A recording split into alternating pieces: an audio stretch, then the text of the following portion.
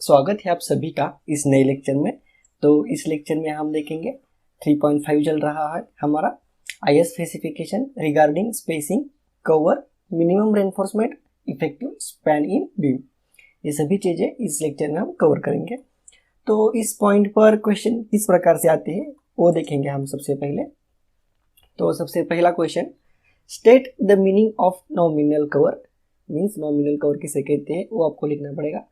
State the purpose of providing cover to reinforcement. Cover क्यों provide किया जाता है रेनफोर्समेंट को वो भी आपको लिखना पड़ेगा। State IS specification for minimum reinforcement in beam and slab. Minimum reinforcement कितनी होती है वो भी आपको लिखना पड़ेगा। मिनिमम रेनफोर्समेंट इन स्लैब, स्लैब में मिनिमम कितनी होती है रेनफोर्समेंट। मिनिमम शेयर रेनफोर्समेंट कितनी होती है। Cover to reinforcement in beam and slab, cover कितना प्रोवाइड किया जाता है बीम में और स्लैब में वो भी आपको लिखना पड़ेगा।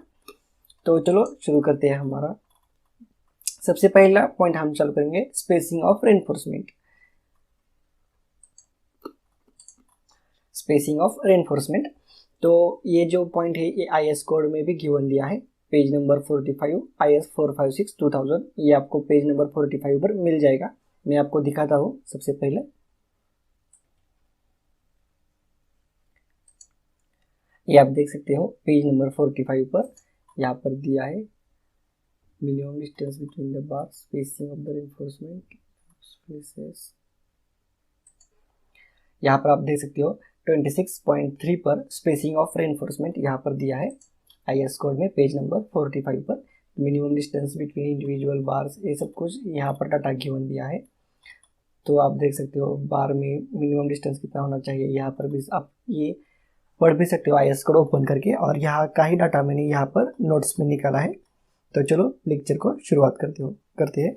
आपको एक क्लियरली आइडिया तो हो जाएगा कि स्पेसिफिकेशन कहाँ पर दिया है। पेज नंबर 45 पर दिया है IS कोड में spacing of reinforcement.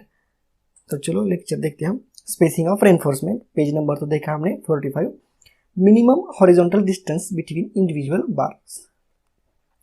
Minimum distance between individual bars means two bar में जो भी मिनिमम डिस्टेंस होता है टू बार के, मैं आपको डायग्राम में दिखाता हूँ।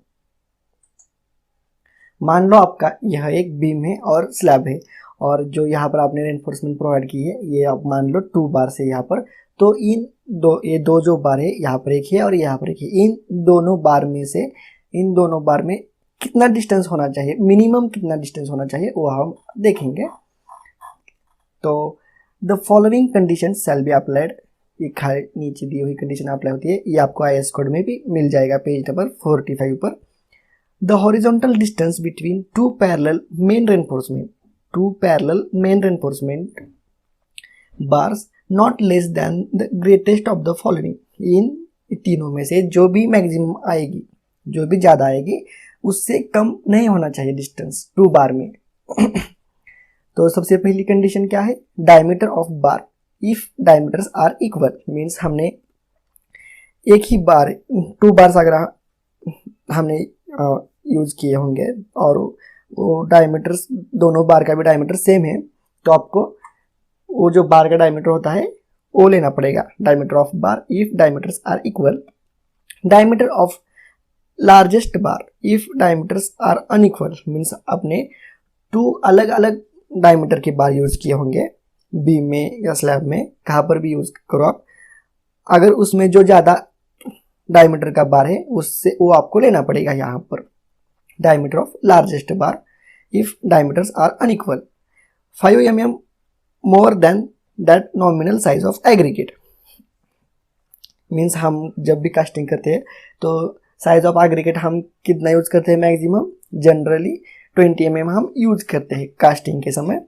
ये 20 mm size of aggregate plus 5 mm means कितना हो चुका, 25 mm ये हो चुका। डायमीटर ऑफ बार्स ये कितना हमने, अगर मान लो आपको हमने 12 मीन्स 12 mm का डायमीटर यूज़ किया होगा, तो ये हो चुका 12, ये भी 12 और ये 25। तो हम कितना प्रोवाइड करेंगे, 25 mm मिनिमम हो जाएगा अपना। Minimum horizontal distance between individual bars 25 mm हो जाएगा। तो इन तीनों में से जो भी ज़्यादा आएगा आपकी कंडीशन के अनुसार, तो आपको उतना डिस्टेंस, उतना मिनिमम, उतना डिस्टेंस आपको रखना ही पड़ेगा। मैंने यहाँ पर एक एग्जांपल लेके समझाता हूँ मैं आपको फिर से एक बार। मान लो ये आपका बीम है, ये जो स्क्वायर बॉक्स दिखाई दे रहा है, कंसिडर करो आप, और ये जो 2 बार्स है ये सेम डायमीटर के, मान लो आप 12 mm डायमीटर के हैं। और तो पहली कंडीशन क्या हुई हमारी, diameter of the bar means 12 mm हो चुकी है। अब सेकंड कंडीशन क्या है, अनइक्वल बार्स होंगे तो लार्जेस्ट डायमेंशन हम लेंगे, लार्जेस्ट डायमीटर लेंगे। तो यहाँ पर तो सेम ही बार है, इसलिए हमारा फर्स्ट कंडीशन क्या हो चुका, फर्स्ट वैल्यू क्या आएगी 12 mm। और थर्ड कंडीशन क्या है, nominal size of the aggregate, means हमने 20 mm के एग्रीगेट यूज किए हैं इस बीम में। तो 20 + 5 mm मीन्स 25। इन दोनों में से जो भी ग्रेटर कौन सी आ गई, ज्यादा, 25 mm ज्यादा आ चुकी। तो हमको इन दोनों बार में 25 mm डिस्टेंस रखना ही पड़ेगा। मिनिमम डिस्टेंस बिटवीन 2 बार्स हमको 25 mm रखना ही पड़ेगा। तो ये हो चुका मिनिमम डिस्टेंस के बारे में। अब देखेंगे हम maximum horizontal distance between tension bars. ये क्या कहता है, ये तो मिनिमम हो चुका यहाँ पर। अब ये क्या कहता है, मैक्सिमम कितना होना चाहिए डिस्टेंस, उससे ज़्यादा नहीं होना चाहिए। तो बीम में यहाँ पर भी कंडीशन है, अगर हमने स्टील 250 ग्रेड का यूज किया है स्टील, तो हमको क्या कहता है यह, नॉट ग्रेटर देन 300 mm से भी ज़्यादा नहीं होना चाहिए मैक्सिमम डिस्टेंस। या फिर 415 के लिए नॉट ग्रेटर देन 180 mm, और या फिर 500 के लिए is not greater than 150 mm। Means अगर हमने या फिर 500 का स्टील किया है तो maximum distance between tension bars कितना होना चाहिए, 150 mm होना चाहिए। 150 mm से ज़्यादा हम नहीं प्रोवाइड कर सकते। तो ये तो हो चुका बीम के लिए। अब हम देखेंगे स्लैब के लिए कितना होता है maximum horizontal distance between tension bars. तो स्लैब के लिए भी कंडीशन है, मेन स्टील, मैं यहाँ पर आपको दिखाता हूँ, ये मान लेना आप स्लैब है आपका, और जो ये नीचे वाला पोर्शन शॉर्टर स्पैन में आप मेन स्टील प्रोवाइड करते हो, तो ये आपका मेन स्टील हो गया। तो इसमें कितना होना चाहिए, maximum horizontal distance main steel के लिए क्या है 3D और 300 mm, whichever is smaller. इन दोनों में से जो भी स्मॉल आएगी तो आपको क्या करना पड़ेगा, उतना ही मैक्सिमम डिस्टेंस आप यूज कर सकते हो स्लैब में। और जो भी डिस्ट्रीब्यूशन स्टील होता है, मीन्स मान लो ये मेन बार हो चुकी है हमारे बॉटम के, और उसके ऊपर क्या है हमारे डिस्ट्रीब्यूशन स्टील होता है। तो इस डिस्ट्रीब्यूशन स्टील में दोनों में कितना अंतर होना चाहिए, तो 5D और 450 mm, इन दोनों में से विच एवर इज स्मॉलर, इन दोनों में से जो भी मिनिमम आएगी तो हमको डिस्टेंस यूज करना पड़ेगा डिस्ट्रीब्यूशन स्टील के लिए। ये हो चुका maximum distance, where D is the effective depth of slab. Effective depth ये तो देखिए हमने किस प्रकार से होती है इफेक्टिव डेप्थ। और अगर आपको ये सभी चीज़ें समझ में नहीं आ रही है यहाँ पर, तो ये हम 5th टॉपिक जो भी चैप्टर है हमारा स्लैब डिज़ाइन, उसमें आपको कवर हो जाएंगे कि मेन स्टील कौन सा होता है, डिस्ट्रीब्यूशन स्टील कौन सा होता है, ये डायमेंशन कहाँ कैसे ले जाते हैं, तो आपको वहाँ पर भी समझ में आ जाएगा। तो ये हो चुका maximum horizontal distance between tension bar. Slab के लिए भी देखा हमने और बीम के लिए भी देखा। अब हम देखेंगे 3.5.3 कवर टू द रेनफोर्समेंट। हम कवर प्रोवाइड करते हैं ना रेनफोर्समेंट को, तो उसी का ही है। तो मैं आपको दिखाता हूँ प्रैक्टिकली किस प्रकार से प्रोवाइड करते हैं कवर। ये देख रहे हो आप, मान लो यह एक इमेज बीम है और यहाँ पर जो मेन रेनफोर्समेंट होती है यहाँ पर, तो उसके नीचे हम कवर प्रोवाइड करते हैं। तो ये हो चुका कवर, और ये जो दिखाई दे रहा है ये शटरिंग लगाई है, उसके ऊपर हम कवर लगाते हैं और उसी के ऊपर हम रेनफोर्समेंट डाल देते हैं। तो ये हो चुका कवर हो चुका है। यह आपको तो समझ में आ गया, एक आइडिया तो आ चुकी होगी आपकी। यहाँ पर भी आप देख सकते हो कवर किस प्रकार से प्रोवाइड किया है, इस वाले पार्ट में भी 25 mm का कवर प्रोवाइड किया है। तो आपको तो आइडिया आ चुकी होगी कवर भी क्या होता है और कहाँ पर प्रोवाइड करते हैं। ये रेनफोर्समेंट को यहाँ से यहाँ तक रेनफोर्समेंट कंक्रीट में रह जाए, इसलिए यहाँ पर कवर प्रोवाइड करते हैं कि रेनफोर्समेंट की करोजन ना हो जाए, बाहर की एयर इस बार के कांटेक्ट में ना आ जाए, इसलिए हम कवर प्रोवाइड करते हैं। तो चलो लेक्चर की तरफ हम चलते हैं। तो कवर टू द रेनफोर्समेंट, तो आपको यह IS कोड भी मिल जाएगा। पेज नंबर 46 IS 456 2000 में आपको कवर टू द रेनफोर्समेंट सभी एक्सप्लेन किया है वहाँ पर। तो मैं आपको दिखाता हूँ पेज नंबर 46 पर यहाँ पर दिया है clause number 26.4 nominal cover to the reinforcement. Nominal cover दिया है, nominal cover to meet the durability requirement. यहाँ पर आप देख सकते हो, यहाँ पर भी सब कुछ कवर गिवन है। तो आपको यहाँ पर भी आप रीड करते हो फुटिंग के लिए कितना होता है, कॉलम के लिए कितना होता है। तो आप यहाँ पर देख सकते हो IS कोड ओपन करके पेज नंबर 46 पर। तो हम देखते हैं नॉमिनल कवर किसे कहते हैं।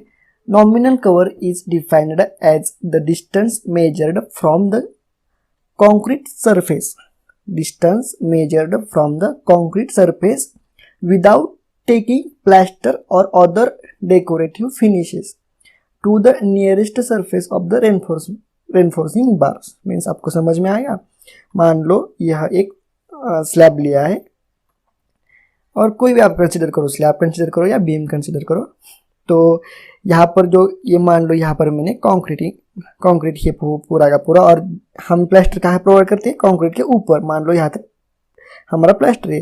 तो ये एक डेफिनेशन क्या कहती है, distance measured from the concrete surface. तो हमको कहाँ से डिस्टेंस मेजर करना पड़ेगा, concrete surface to the nearest surface of the reinforcing bar. Means ये जो रेनफोर्समेंट बार है तो उसके नियरेस्ट रेनफोर्समेंट बार मीन्स यहाँ तक हमको डिस्टेंस मेजर करना पड़ेगा। वो क्या हो चुका, उसे हम क्या कहते हैं, उसे हम नॉमिनल कवर कहते हैं। उसे हम क्या कहते हैं, नॉमिनल कवर।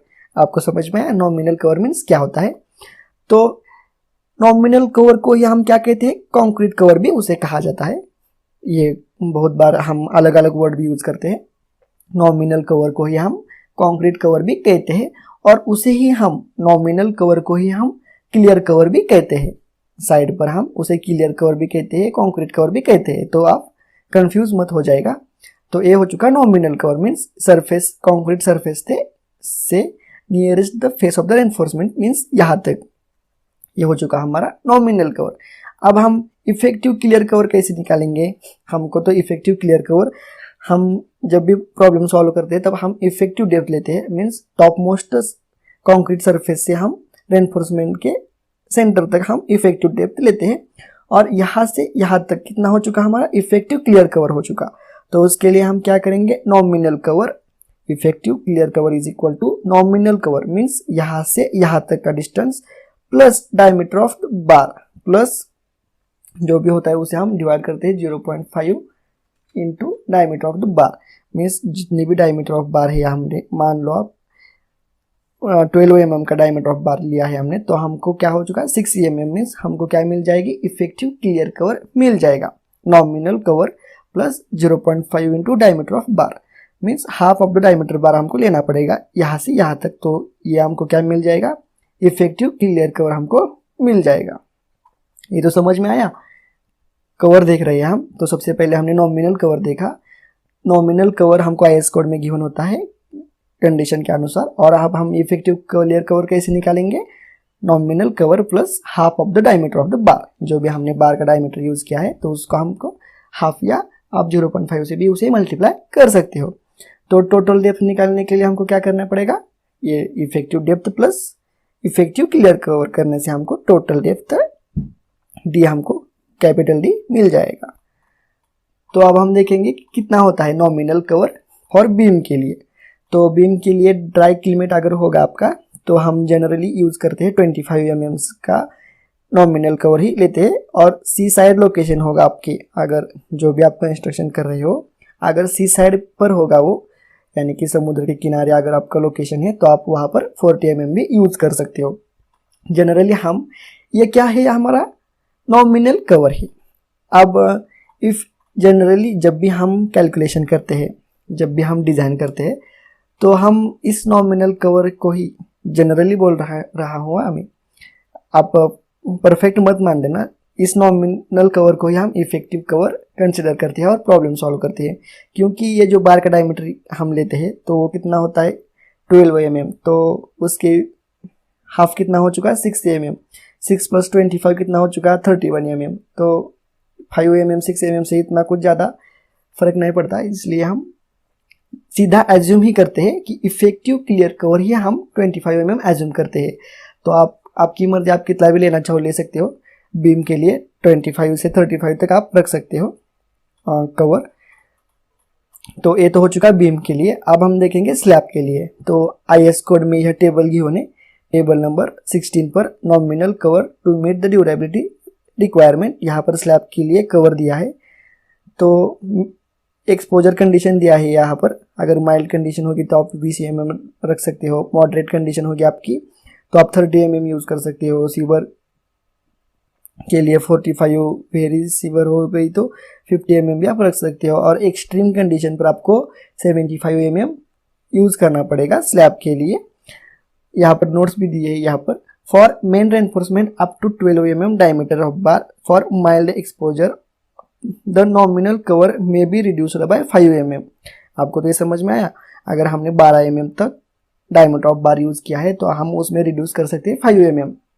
इसलिए हम जब भी ये नॉमिनल कवर होता है 20 mm का, तो हम इसे ही एज्यूम कर लेते हैं इफेक्टिव क्लियर कवर 20 mm, क्योंकि यहाँ पर नोट गिवन है। मैंने अभी एक्सप्लेन किया था कि आपको यहाँ पर हम सीधा ही लेते हैं इफेक्टिव कवर ही इसे एज्यूम करते हैं 20 mm को, क्योंकि यहाँ पर नोट भी गिवन है कि अगर हम 12 mm तक डायमीटर का बार यूज़ कर रहे हैं तो हम इसी में से 5 mm रिड्यूस भी कर सकते हैं। तो ये तो हो चुका स्लैब के लिए। अब हम देखेंगे purpose of providing the nominal cover. हम नॉमिनल कवर क्यों प्रोवाइड करते हैं उसका पर्पस हम देख लेंगे। Prevent corrosion of steel by carbonation and penetration of the moisture and air from the surface. क्यों प्रोवाइड करते हैं हम?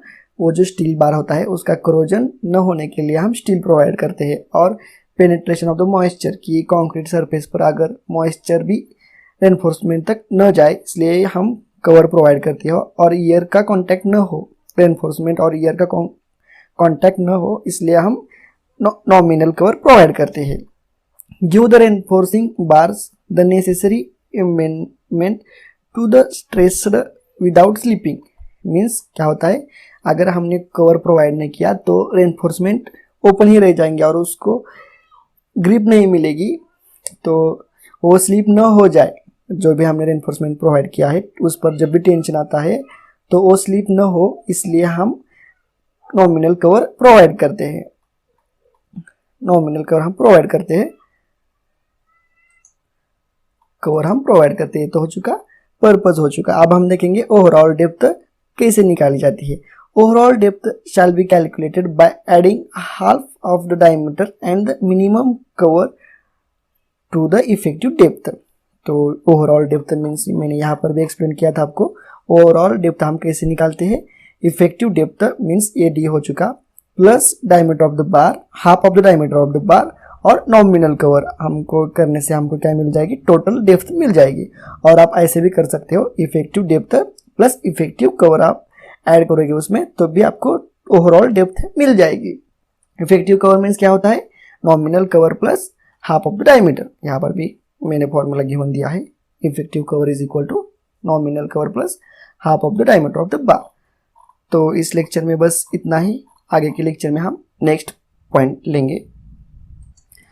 तो इस लेक्चर में हमने क्या क्या देखा, स्पेसिंग ऑफ रेनफोर्समेंट देखी, minimum horizontal distance between individual bars, maximum horizontal distance between tension bars for slab के लिए, बीम के लिए, कवर टू द रेनफोर्समेंट देख लिया हमने, नॉमिनल कवर क्या होता है, इफेक्टिव क्लियर कवर क्या होता है और ओवरऑल डेप्थ हम कैसे निकालते हैं वो भी हमने देख लिया। तो मिलते हैं अगले लेक्चर में।